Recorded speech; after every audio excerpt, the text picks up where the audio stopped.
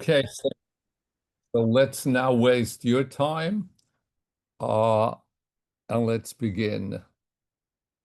I have been struggling for quite a while how to start this particular segment of what we're doing.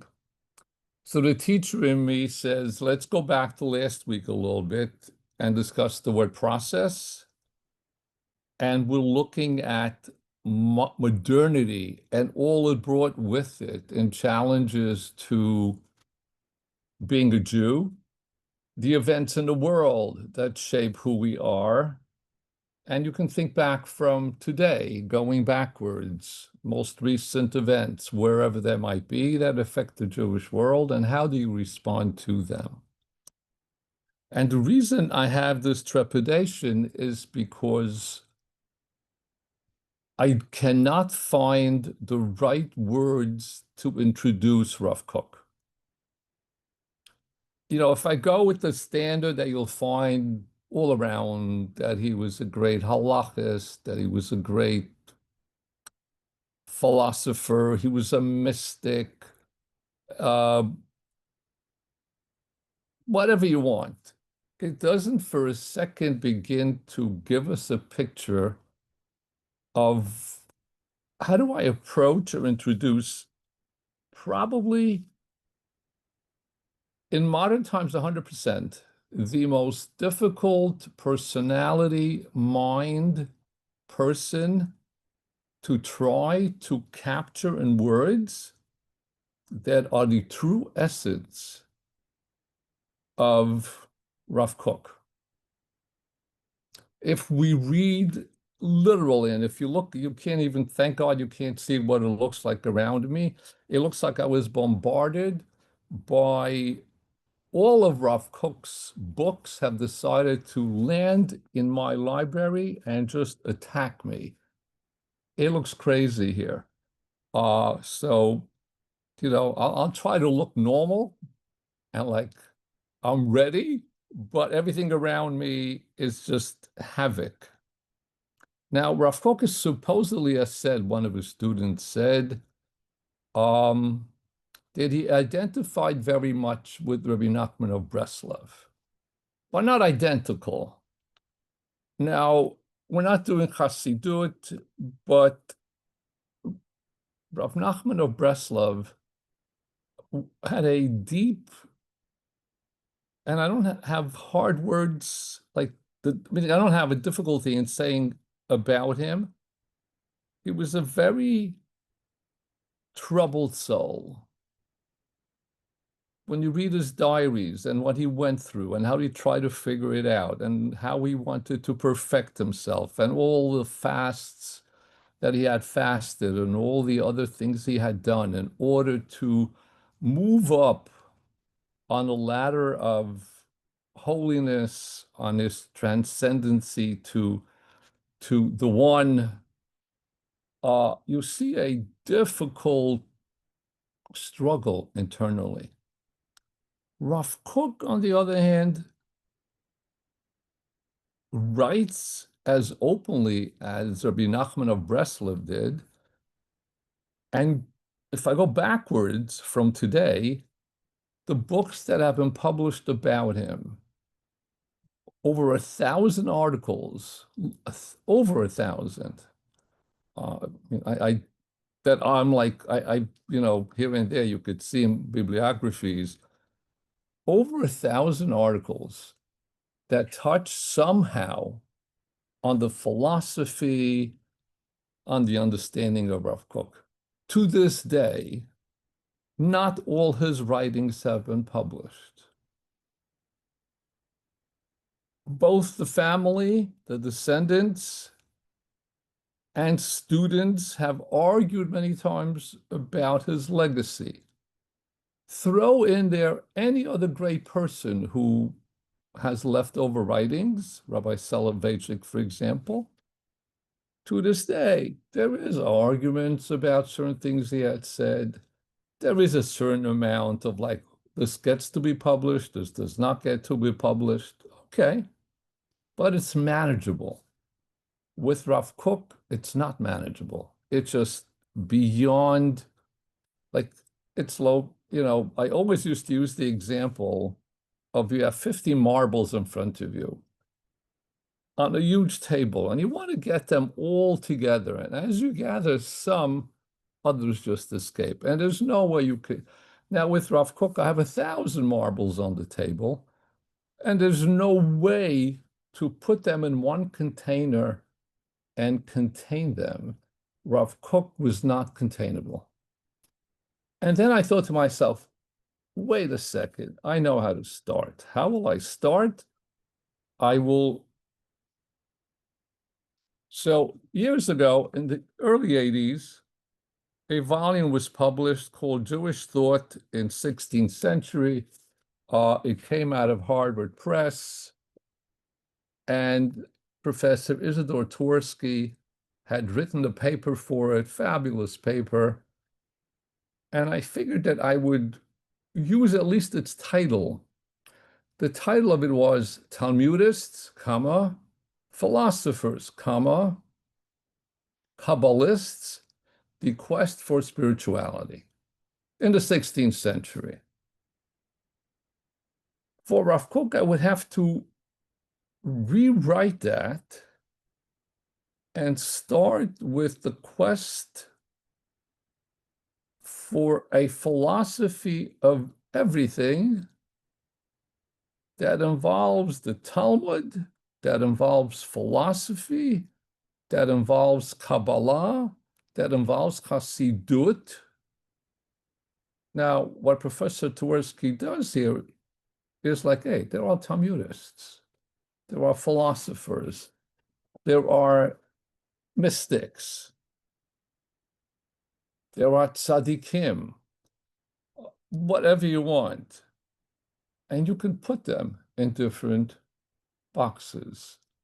Throw one in one box, he really doesn't enter the other box. Very few people, and we can argue about this, are able to be fit not into every box, but to have their own box. It's not like Rav Kook was a Talmudist, put him in there. Oh, he was also a philosopher, put him in there.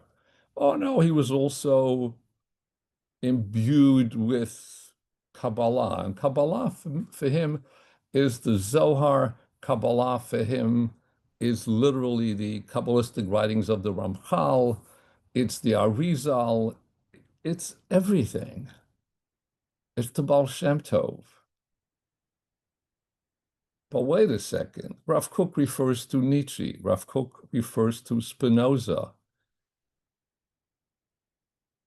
Where does that go? Well, put that into like philosophy.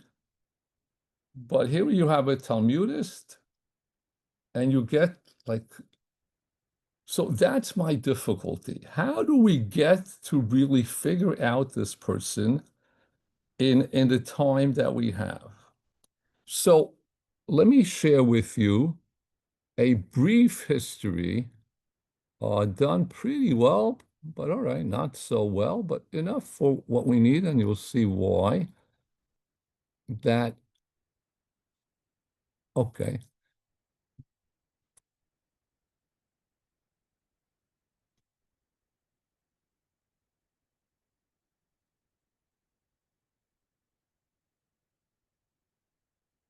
So what you see on your screen, somebody please just chime in for a second and tell me. Yeah, we see the M.Y. Berdichevsky. Okay, that's not what you should be seeing. But hold on, we'll come back to him too. So let me go back again. Give me 2 seconds. Okay, let me try it now.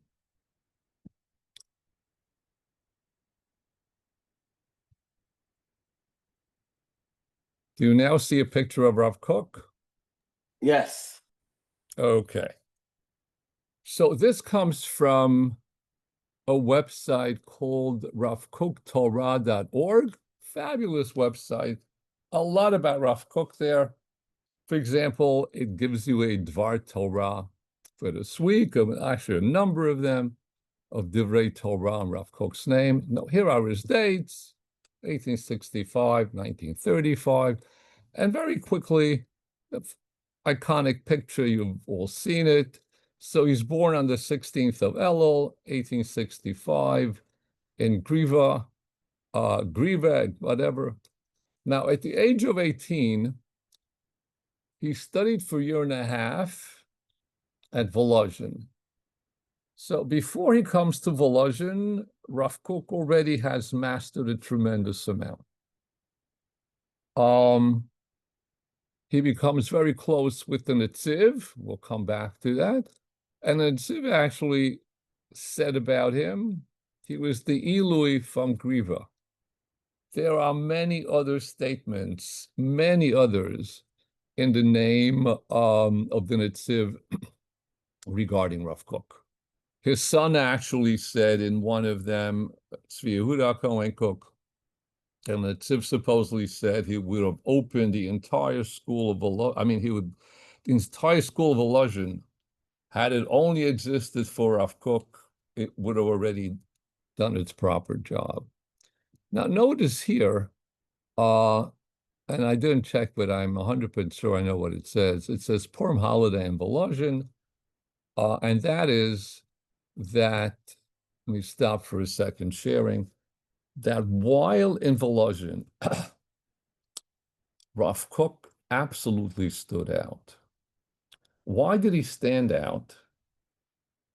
Because, and let me dig up that book.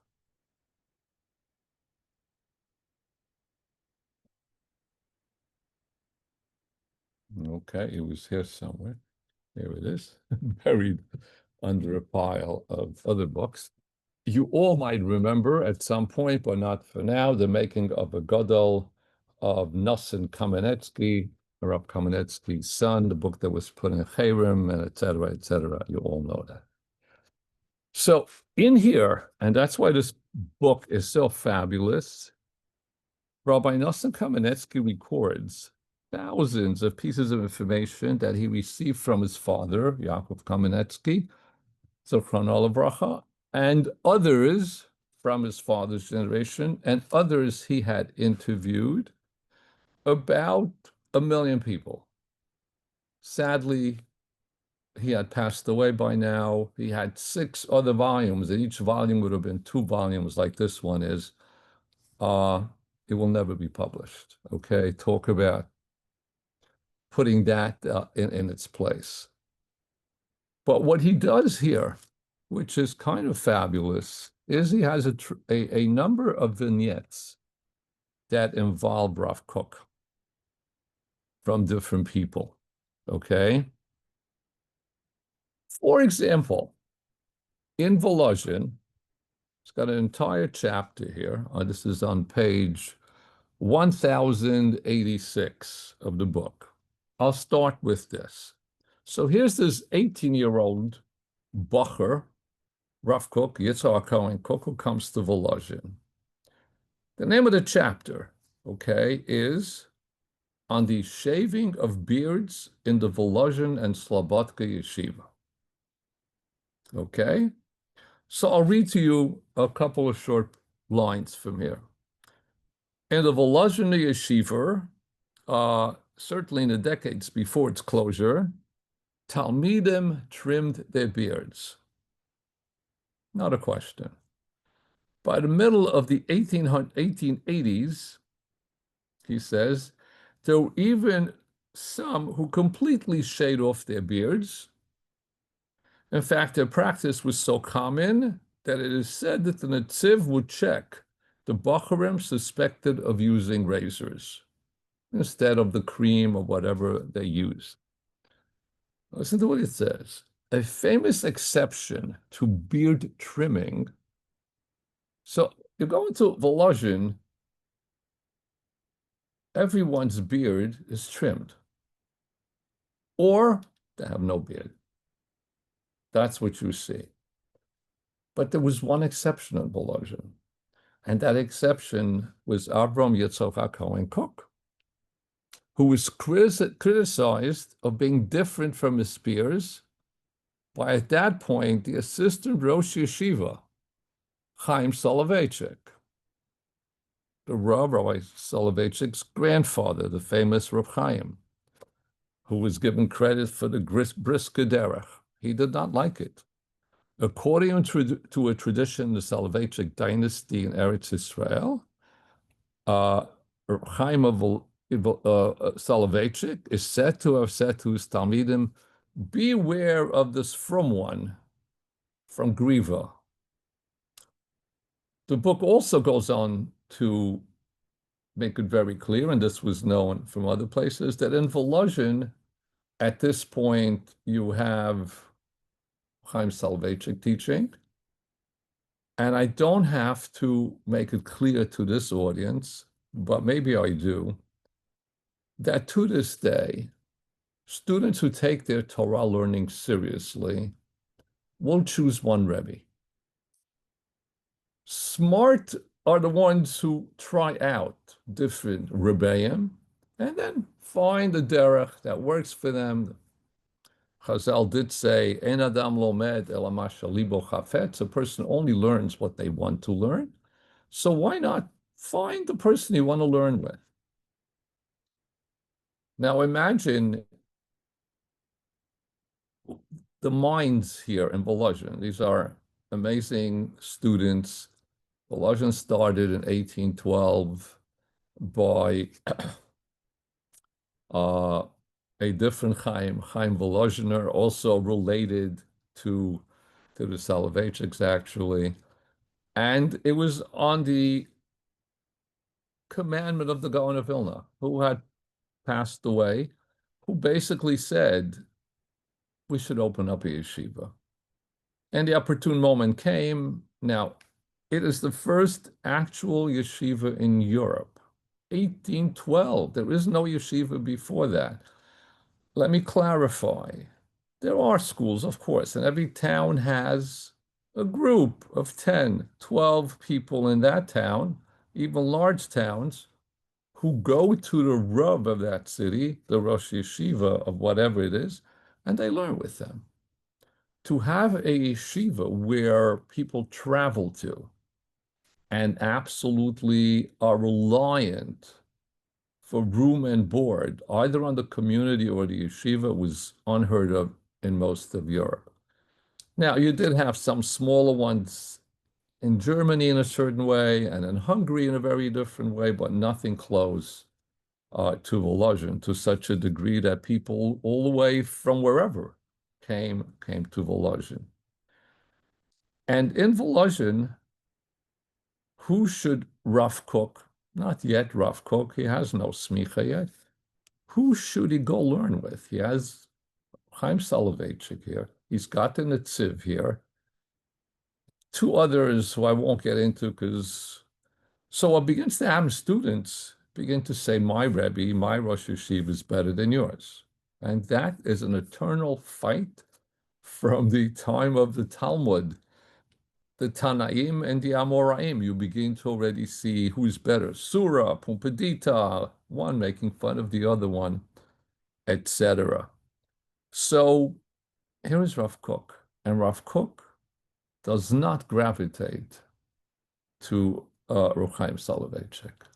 He clearly goes to the Netziv, but he's the one fellow, and maybe there's a picture there, who in Volozhin does not trim his beard. Could be for Kabbalah reasons. Yeah, Rizal forbade trimming of the beard. Okay? So I don't know. But just begin to see, here's this person who is really different. Okay? So let's move on.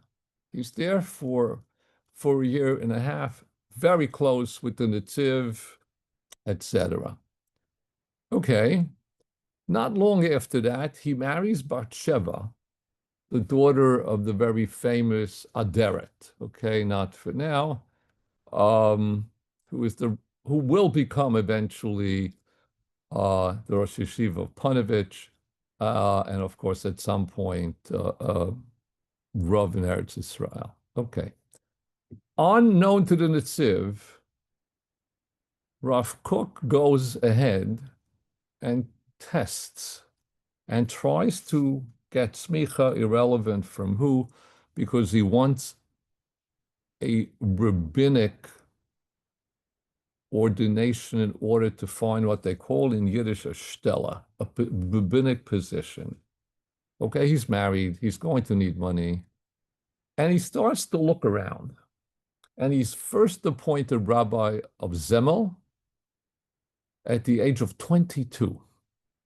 Already at the age of 22, he launches a short-lived monthly rabbinic journal, a Tur Sofrim. So imagine what he's doing. Here's this 22-year-old who has come to Volozhin, learned here, gets married to a very famous person, who, by the way, at this point, the Aderet was extremely poor. Uh, if I can give you a description of what we know of the Aderet, um, this great person, he lived in there was a local hospital that had an extra room, and in that room there was 6 chairs. And the Aderet and his family, Rav Kook now and his wife and another couple are living there. Okay, it is poverty. Okay, Baruch Hashem, each one moves on and tries to. Now, in this city, at the age of 22, Rav Kook begins to write letters to all the Gedolim, to all the great rabbis, to poskim across Europe that was starting a journal. And not going to go through the names, but whoever was great at that time gets a letter from this unknown person, Rav Kook. And what do? They respond. And they send him an article. And he begins to edit this. It's short-lived for a simple reason, and that is financial. It runs out of money. And when you run out of money doing this, you can't continue. Okay? Sadly, though, soon after that, while in Zemel, Rav Kook's first wife, the one he had married, um, passes away. He has a daughter, Freda Chana, who is a year and a half at the time. Now, his father-in-law, the Aderet, convinces him to marry a different person related to the family, the daughter of the Aderet's twin brother. And here you have a name, Reza Rivka. She is the mother of Rav Tzvi Yehuda Cohen Kook, Esther Yael Kook, and Bat Yamiram Ranan. So the Ranans are descendants of this family to this day.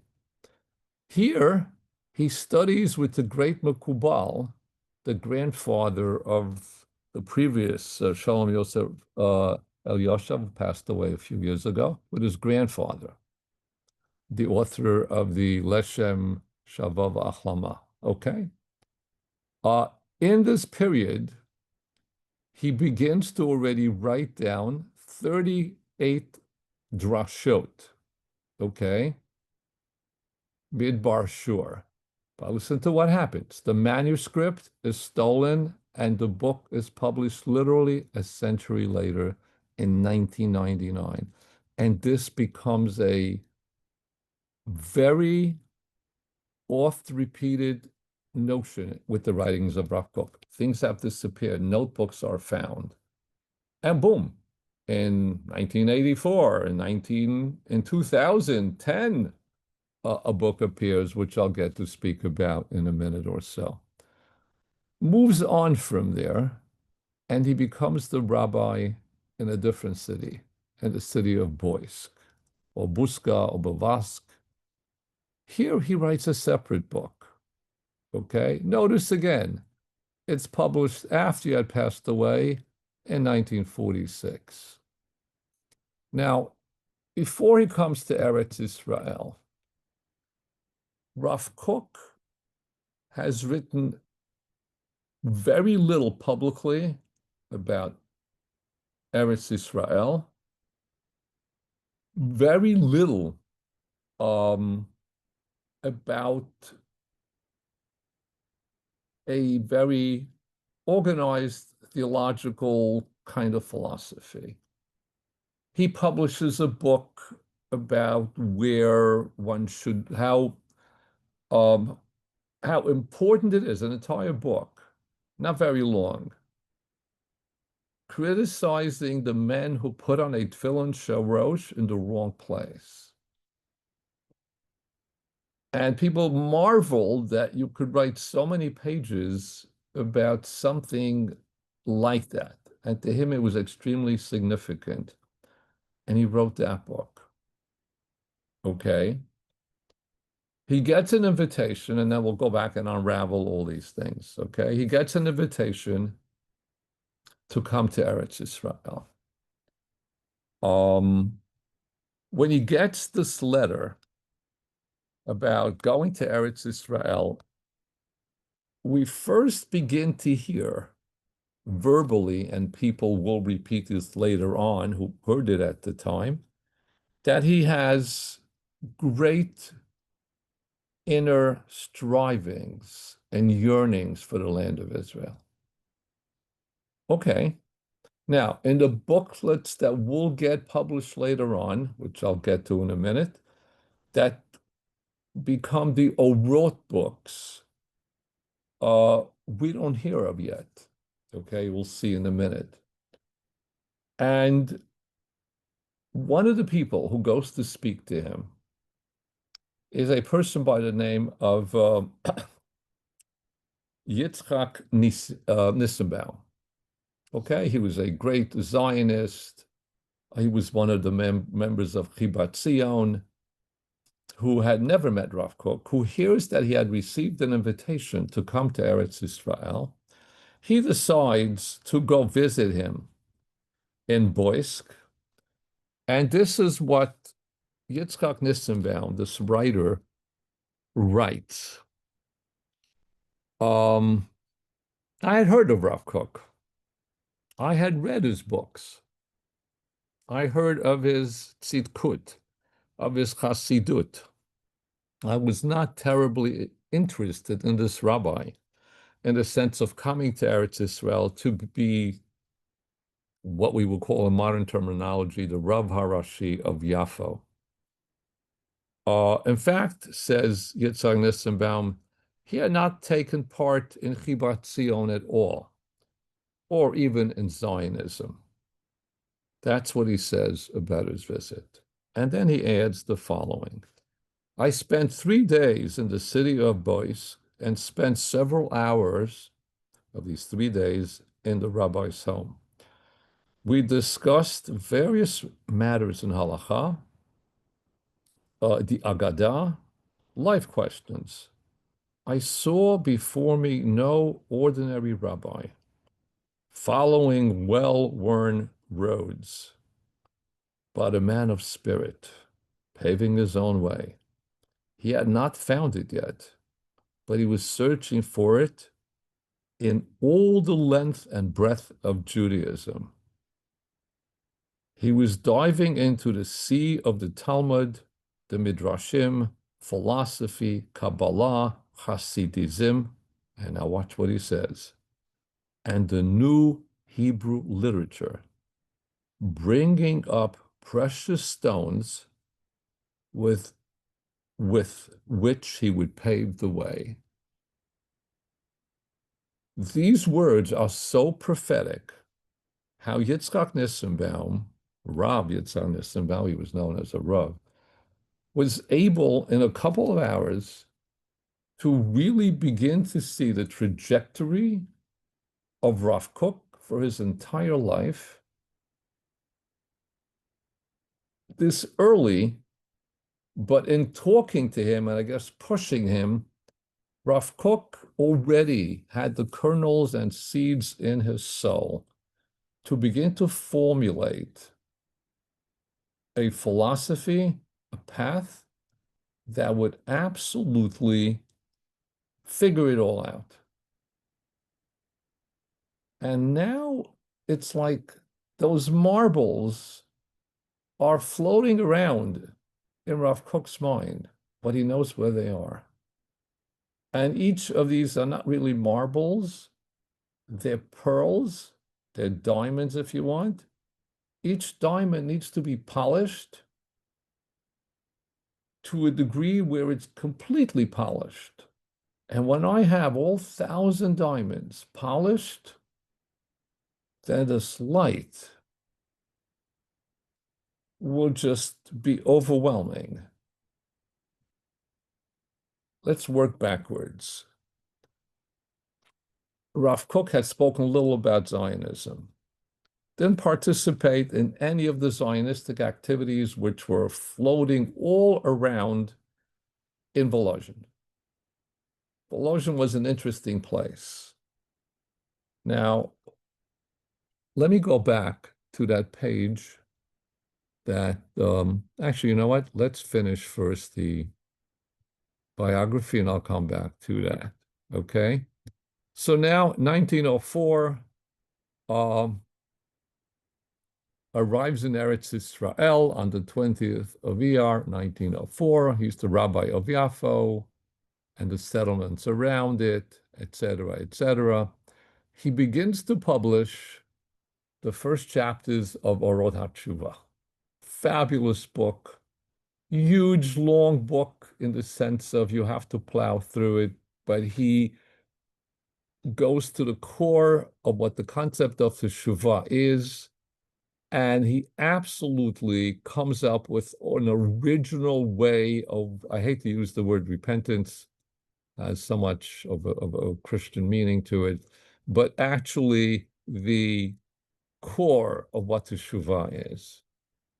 If you learn it, it basically, if I can give it to you in one sentence, I'm being so unfair to him. Tshuva does not mean that you've done something wrong per se, and now you just feel remorse for it. Tshuva is, says Rav Kook, finding the true anochiut is the word he uses. He basically says we sin because of our egos, but our ego is an outer cover for the neshama that is the true sense of who we are. And we need to scrape away at what has covered up our neshama and return back to the actual anochi. Here I am, my neshama. My neshama is pure. My neshama will remain pure. My neshama is not at all stained by sin ever. It is covered by things. That makes no sense. I apologize. Suddenly, now it comes in 1904. Something else happens in 1904. Anybody remember what in Jewish history is absolutely 1904 famous for on the 3rd of July? Anybody want to chime in and then mute yourself quickly again? Nobody. Okay. It's a very sad day for a lot of people. Some people were maybe happy, but it was a very sad day for the Jewish people. The answer came in the chat. Sorry? The answer came in the chat. Let's check the chat. Thank you. Okay, let's use the chat. Dreyfus, Jason, -2 points, Jason. Come on. I expected a drop more from you. I know it's late at night.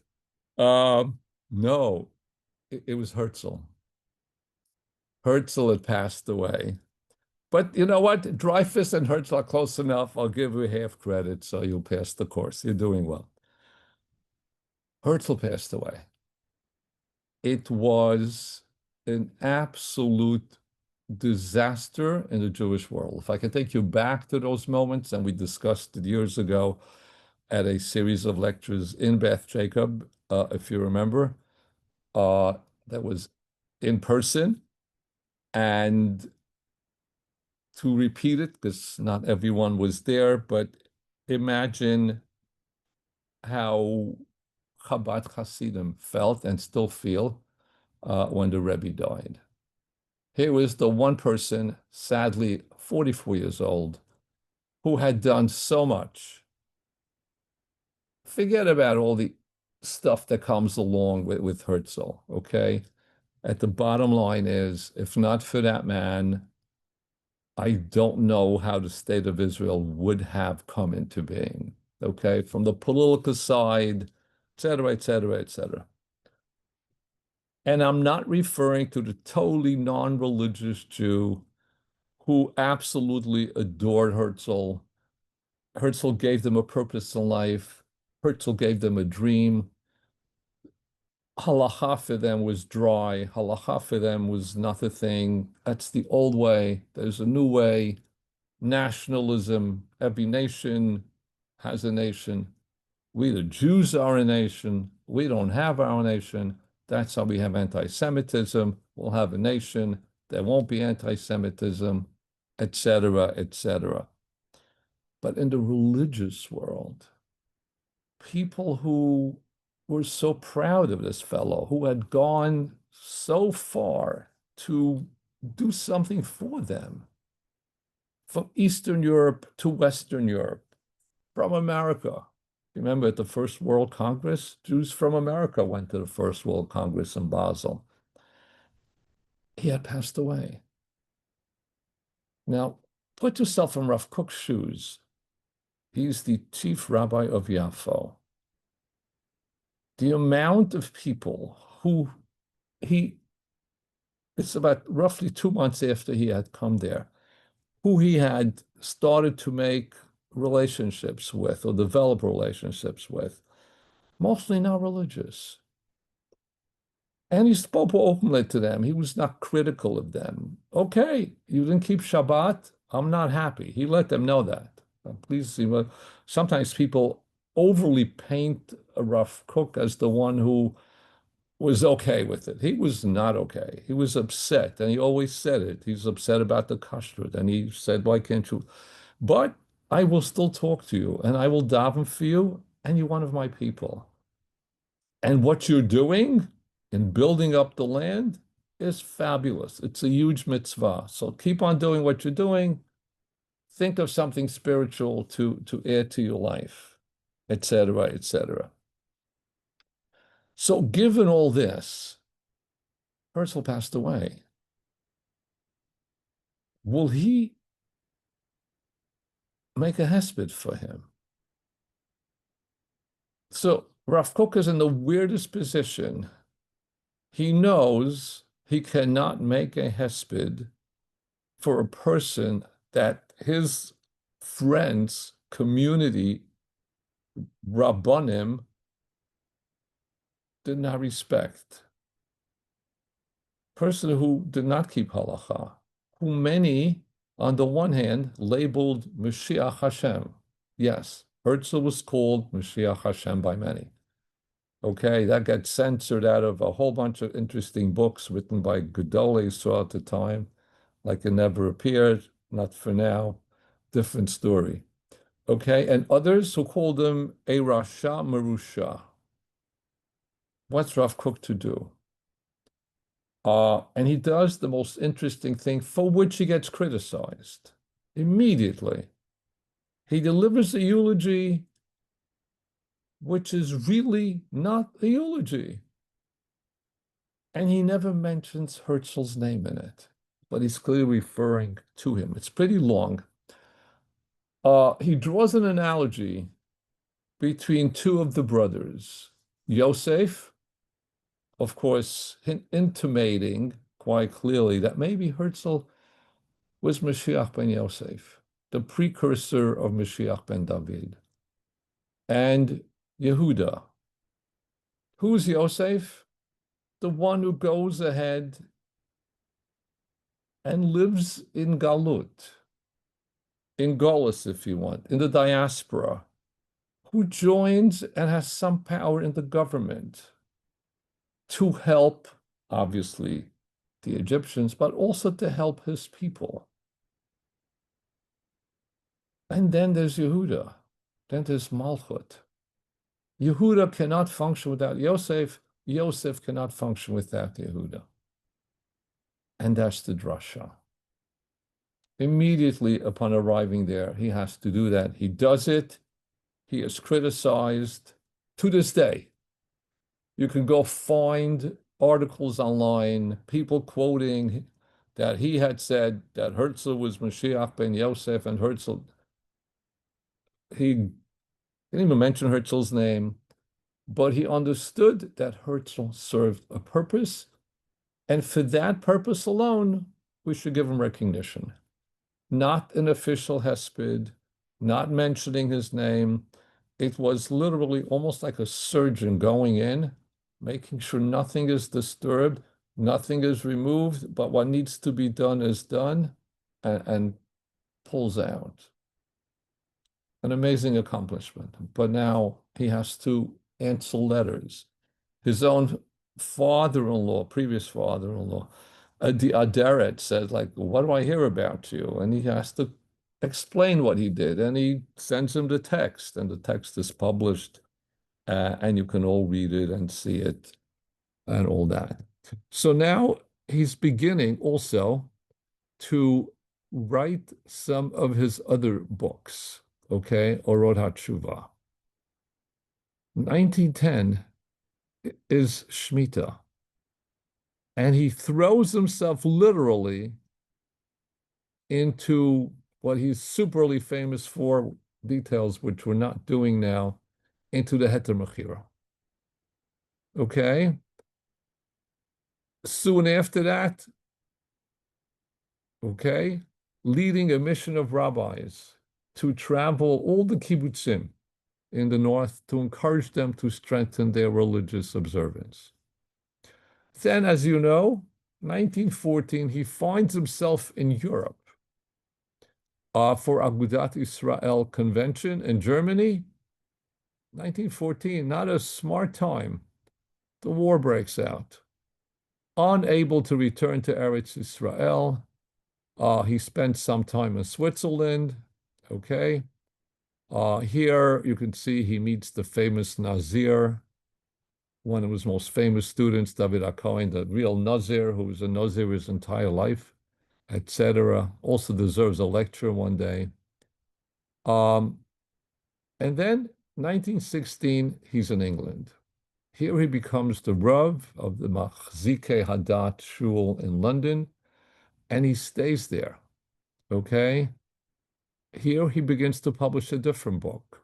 Here suddenly, on November 2nd, if you remember, is the Balfour Declaration. Now, Herzl had passed away, but wait a second.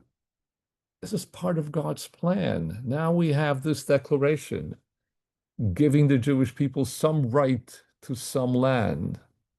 Okay, he returns to Eretz Israel, and that, okay, by the way, in England, he got involved in politics, and he uh, pushed the Jews of England, wrote letters, etc., for their Zionistic ideas, and really supported them. Okay, in Tevet of 1919, he returns to Eretz Israel. First, he became the chief rabbi of Yerushalayim, the Av Betin. Soon after that, he becomes the first Ashkenazi chief rabbi before there's a state of Israel. Sadly, his daughter Esther Yael dies tragically after she falls down a flight of steps. Okay, so here's a man who has suffering in his life, has what we call redifot in his life, and 1920 already, his son Tzvi Yehuda HaKohen begins to edit some of his father's books, and again with the title that he's mostly famous for, Something to Do with Light. Okay, now we have the chief rabbinate, etc., with the Sephardi chief rabbi. 1924, because of the push of some of his students, he establishes, they actually push him to do this, a yeshiva in the midst of Yerushalayim, Merkaz Harav, Harav referring to him, And then sadly, skipping over a whole bunch of years where so much happens, Rav Kook passes away on the 3rd of Elul of 1935. Okay, so now let's go back and figure out exactly what's going on in Volozhin. Who is in Volozhin at this time? Chaim Bialik, who Rav Soloveitchik knows, um, stays in touch with him, not like all the time, but two people who were in touch, deep respect for each other. In fact, there was a letter that has survived from Chaim Nachman Bialik, who went to Volozhin, then totally went off the derech, so to say, basically saying that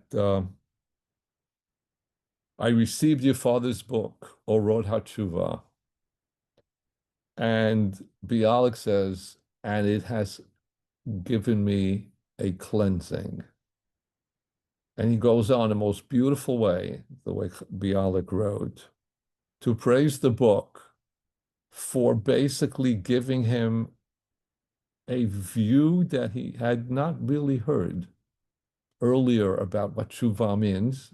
And again, Bialik was not a religious person per se. He was traditional. He was very respectful of religion. I can tell you that I knew someone who knew Bialik, who told me that he lived on the street where Bialik lived. And a bunch of wonderful, good religious kids were playing soccer on Shabbat, and Bialik came out and said, Shabbat Hayom, don't, it's not something you should play. It's Bialik giving them, what's there? But okay, who else is there? So one of the people in, let's see if I can find him now, or maybe I got rid of him. But okay, it doesn't matter. I'll just do it orally. The person who really sits next to him is a person whose name is famous as Micah or Micha Berdayechev. This fellow was Hasidic in background, brilliant, began to read Haskalah, modern works. He began to question Hasidut and its ways. He was thrown out of his own house by his own parents, marries a Hasidic girl, had already been married, not clear, I don't know that exactly how, but his in-laws force him to divorce her. He goes to Volozhin, okay? Now, in Volozhin, this fellow, and by the way, so did Rav Kook, they wore tefillin and talit all day. Yeah, you should know that. And they're next door to each other. They learn together. They have discussions. But this fellow has read so much more secular study, philosophy, than did Rav Kook. But they begin to share ideas. Mika Bardayechev leaves, gives up religion, long story, but for the rest of his life, he will write in Hebrew, as the Maskilim did. He will translate Nietzsche into Hebrew. And all his articles that he writes and poetry that he writes ends up being published in Hebrew periodicals in the land of Israel, which Rav Kook reads. Rav Kook is so aware of literally everything around him. And now, slowly and slowly, Rav Kook explodes.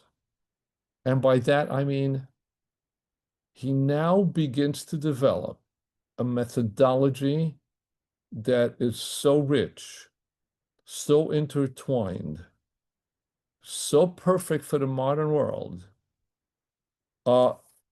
If you, before I forget, just to be fair, if you're really interested in super details about Rav Kook, for the first period of his life, Professor Yehuda Mirsky's book, teaches at Brandeis, a fabulous scholar who spent his life on Rav Kook. He, by the way, is the son of David Mirsky or David Mirsky, Zichrono Livracha, who was the dean at Stern years ago. He's the grandson of Shmuel Mirsky, who was the Rav of the Young Israel in Borough Park and one of the establishers of the Shulamit School in Borough Park, his grandfather. But his book only deals between 1865 and 1904, the early years. Okay. Um, Recently, and this is a must buy, Mark Shapiro has written a book called Renewing the Old and Sanctifying the New, the unique vision of Rav Kook, where he basically goes, and I'll show it to you, to this book, the Shmona Kvatzim, which is now 2 huge volumes, okay? Huge volumes, just published recently in another better edition than the previous edition. Shmona Kvatzim is all the writings of Rav Kook, almost all, not close, but a lot of them, from which all the books that had come out along the way, all the notebooks, the kvatzim, the collections, the kovets, were taken from. So this was the basis of all the Orot HaKodesh, etc., Orot HaTshuva, and a whole bunch of other interesting collections of Rav Kook. And now we have it fully, might I add, uncensored. Rav Kook was heavily censored, sometimes by the family, minimally, I should say, by the family, but by other people who felt certain things cannot be said. If you want to read about it, that's the one of Mark Shapiro's earlier book, called Changing the Immutable. It's chapter 5, the entire chapter about censorship of Rav Kook. But now what happens is the following. Rav Kook sees where everyone is going, and he begins to develop a philosophy where every single Jew, irrelevant of your knowledge, irrelevant of your religious observance, if you are part of the people of Israel and you have made some commitment to the land of Israel, which is so central to, call it Yiddishkeit, Judaism, Yahadut, that there's no Yahadut without Eretz Israel. Living in Galut is not the way it is. Rav Kook does not even see that. The ultimate, the dream, what all of us need to aspire to is to be in Eretz Israel, to build the land and not be afraid of anything new, nothing.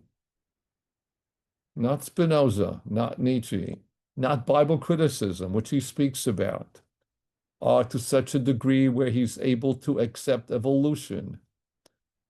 Nothing in science will ever contradict Torah. We might not be able to see how they fit. That's because of the darkness that we are enveloped in, that we need to lift that veil of darkness where everything is a movement forward, even though it might take us on a journey moving to the side. It will come together.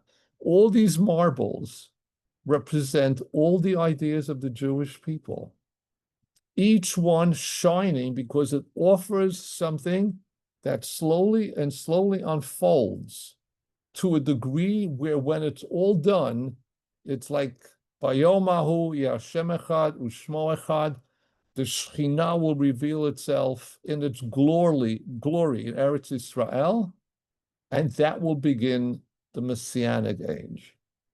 And it requires everyone. It requires everyone doing what they can, not to be afraid of secular studies, not only to study the Talmud. That's not the answer. You have to study it. Not only to study halacha, you have to study it, but you have to learn Agadah, and you have to learn Chassidut, and you have to learn Kabbalah. Just in parentheses, he was invited to come to be the Mashgiach in Telz when he was still in Boysk, I think. And he visited Telz and he said, I don't think I want to, but if I would recommend the following. You change your curriculum. That in addition to Talmud, you add Rabbi Yehuda Halevi's Kuzari and you add the Moreh Nevuchim of the Rambam, etc. This is who Rav Kook was. We can sit and I can give you 100 beautiful quotations from him. You know them, they're out. We can read any one of his volumes where he has revealed his soul. What does it all mean? It's all part of the process that to him was very clear, all of it in unity, moving forward, even though we might not understand it, to a glorious end in unity, capital U. So I'll stop right here and take some questions. Maybe there was some in the chat. No. Okay. Any questions? Just going to allow the participants to unmute themselves. So give me 1 minute. Oh, sure.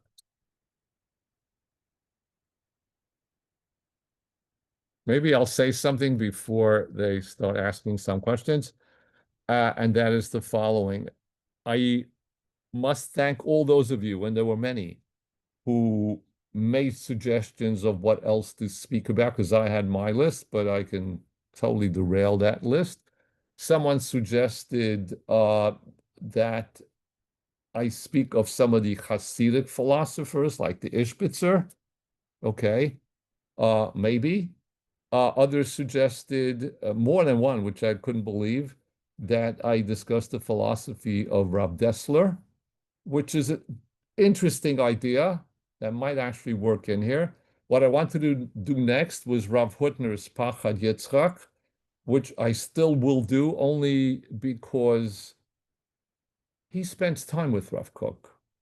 At some point in his life, he even said Mori Rebbe Rav Kook. After that, he hardly mentioned Rav Kook, at least in the open. And he's clearly influenced by him, and in a certain way is very much like him. So one of the things I'll do is that, and then anybody else has any ideas. Some of you suggested names, and I answered you. They're really not in the purview of modern philosophy, and therefore, et cetera, et cetera. So go ahead, somebody, Can you please. talk about Rav Kook's intellectual heirs? Like who really took his what he built and brought it forward to the further generations? As though, I mean, it seems like there's nobody who could approach the scope of like what you've talked about today. Uh, Rabbi Posey, let me ask you a separate question. Who are the heirs of Rabbi Soloveitchik today? So it's very simple. You'll tell me, Rav Shechter is his heir in halacha, more or less, right? But then you open it more broadly, and you say, wait a second, there are other great people who quote the Rav slightly differently. Complex people cannot have an heir that is just like them. Even his own son, Rav Tzvi Yehuda Cohen Cook, was Rav Kook. 75, no, not even that much. 70% like his father, knew his father's writing, edited them very well, claimed some books should not ever, or some books never existed. And that's one I'll mention just to make a complete circle at the beginning of next week for 5 minutes.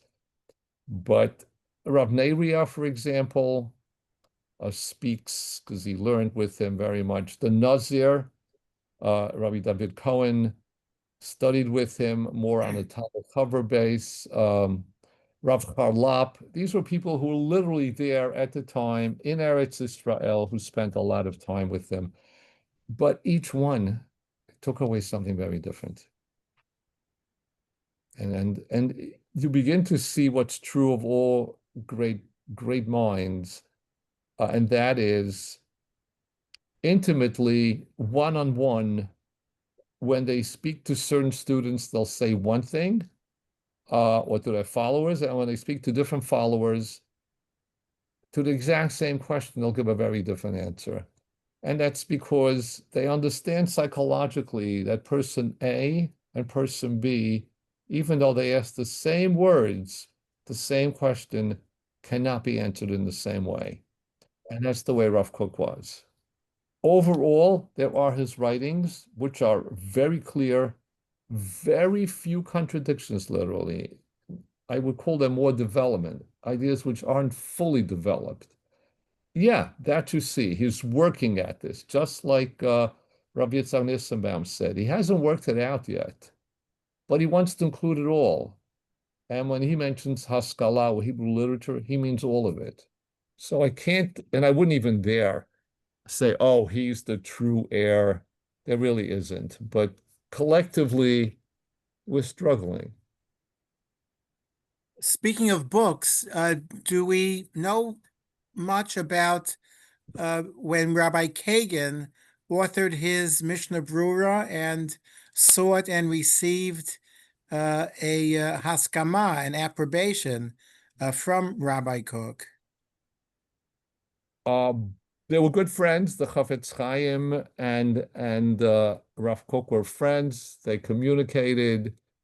There's even I don't know, could be apocryphal, could be true, that the Chafetz Chaim actually was the one who told him to, because he was a Kohen, to spend time learning Kachim in case the Beit HaMikdash gets built. He should know what to do. And therefore, in Merkas Harav, there is this like idea of a kollel on Kachim initially, et cetera, which eventually travels more actually into the brisk world of learning. So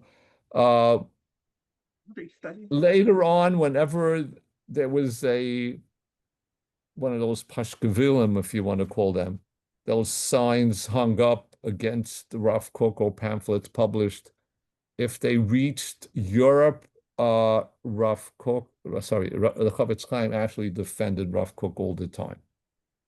So it was a very positive friendship on both sides. Did And Rav Kook consider himself a philosopher? And what's the difference between philosophy and hashkafa? I don't think he would have put a label on himself. He would have called himself a plain person who was searching all around for the truth. He's dealing with philosophy, deals with this, but don't give me a label. He really did not want to be labeled, and clearly he said, I forget the actual quotation, but something to the effect that I can't be pinned down. You can't like define me. I'm still trying to figure it out, kind of a statement. So no, himself, I don't think, definitely not a philosopher, or not limited to that. Mashpia? Oh, he hoped to be a mashpia. Absolutely. He hoped to be a guide. He hoped to be a shepherd.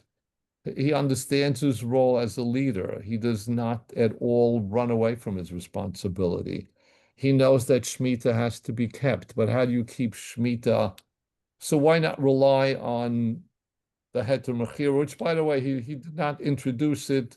Svardi Poskim, long before him, had already had a Heter Mechira, maybe wasn't used as much, but he infused it with more halachic, so to say, ideas, and he lives there. He understands the necessity of having a Heter Mechira. Thank you. Very welcome, Henry. Good to hear your voice. Anybody else? Again, if you have any suggestions I about think there's any, still some more questions in the chat. oh, good point. I did see one.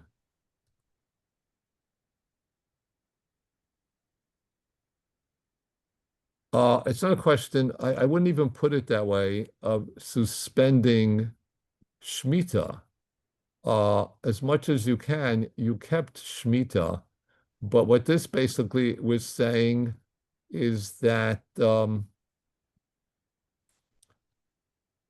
you have the right to sell the land, and therefore it's in a very simple way. How do we sell chametz on Pesach? Chametz is a real issue. It's an isur karet. We sell it. Okay. Why not apply that idea in some way to selling the land to Arabs? Okay. For that year, and therefore for the necessity of a livelihood, et cetera, because otherwise, what would happen? Thousands of people would starve. Maybe today, in a modern period, forget about the sad issues that we're dealing with. Given the way the world works and import and export work and this and that, there is a way to really keep Shemitah as it should be, totally, throughout Eretz Israel. In those days, it was not possible. And halacha demands that if you the posek, this concept of koach the hetera adif, the power to permit something is great or greater than, everyone can easily say no. Okay, it doesn't require much. The power of the posek is to be able to find a way to say yes.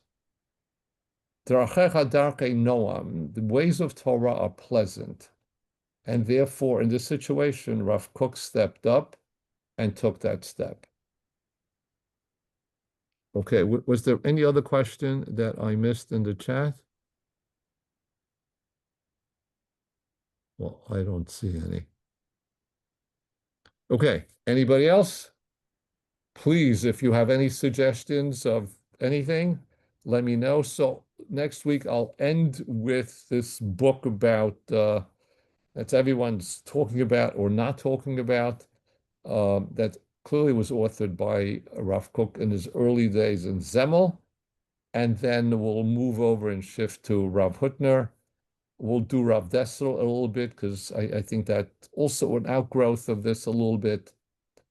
One person that someone mentioned, I forgot about this one. Maybe that's Rav Amiel. Rav Amiel was almost like Rav Kook, almost the same age. They were in Eretz Israel at the same time. And somehow it's almost like, I'm not even sure they speak to each other. But there's one book that Rav Amiel writes that I will discuss with you, and then we'll take it from there. So have an amazing week, and let's be zoche to good news. And thank you. Good night, everybody. Thank Good you. night. Thank you. Yeah. Bye-bye.